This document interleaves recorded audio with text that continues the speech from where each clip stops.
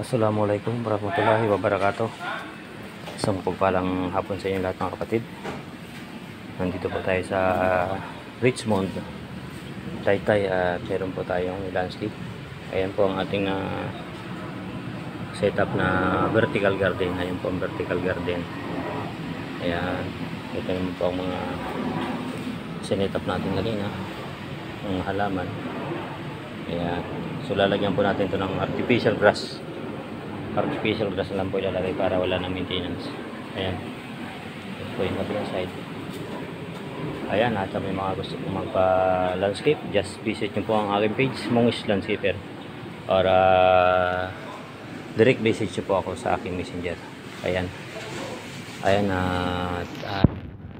so magandang hapon po muli sa inyo lahat mga kapatid. Assalamualaikum warahmatullahi wabarakatuh.